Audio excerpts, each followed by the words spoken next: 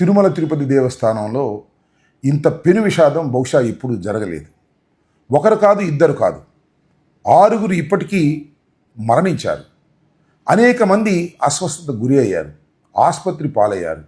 ఆసుపత్రిలో కూడా సరి అయినటువంటి వైద్యం అందటం లేదని ప్రజలు గగ్గోలు పెడుతున్నటువంటి సందర్భం. వైకుంఠ ఏకాదశి సందర్భంగా దర్శనాలు కావాలి అంటే ఖచ్చితంగా మీరు పాసులు తీసుకుని వస్తే తప్ప, ఎక్కడైతే ఈ పాసులు జారీ చేస్తున్నారో ఆ పాసులు తీసుకుని వచ్చి క్యూలో నిలబడితే తప్ప వైకుంఠ దర్శనం మీకు దక్కదు అనేటువంటి ఒక కొత్త ఆలోచనని వారు ఇవాళ ప్రచారం చేశారు.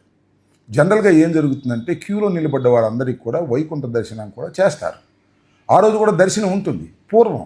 కానీ కొత్తగా వచ్చినటువంటి ఈ పాలక మండలి అసలు అలా కుదరదు, మీరు టోకెన్స్ తీసుకోవాల్సిందే అన్నప్పుడే 1,20,000 టోకెన్లు వారు ఇష్యూ చేయడానికి సిద్ధపడ్డప్పుడు టోకెన్ల దగ్గర జరిగినటువంటి ఒత్తిడి.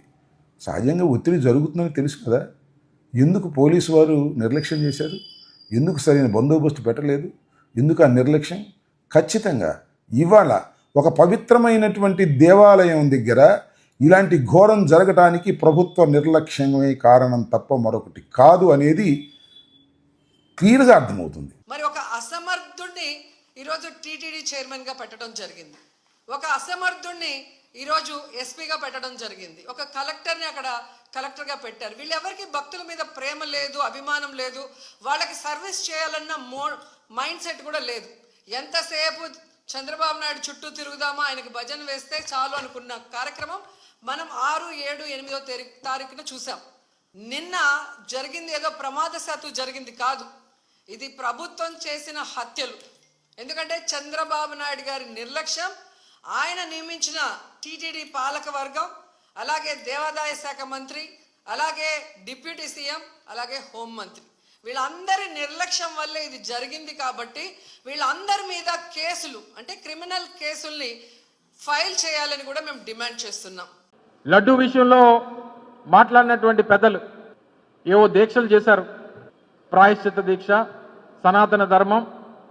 మరి ఇప్పుడు జరిగినటువంటి ఘటన తర్వాత మరి ఏ దీక్ష చేస్తారో, ఏం మాట్లాడతారో మేము కూడా చాలా కుతూహలంగా ఎదురు చూస్తూ ఉన్నాం.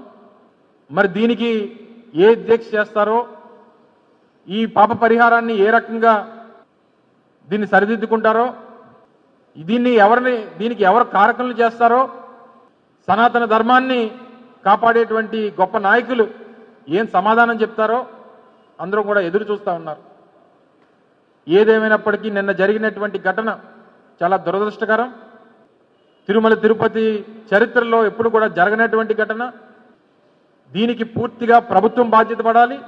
ఆ కుటుంబాలకి ఎక్స్గ్రేషియా ₹1 ఇవ్వాలి.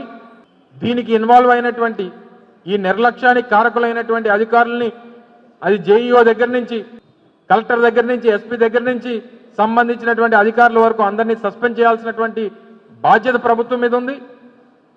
దీనికి వైఎస్ఆర్ కాంగ్రెస్ పార్టీ, రాష్ట్ర ప్రజలు డిమాండ్ చేస్తూ ఉన్నారు.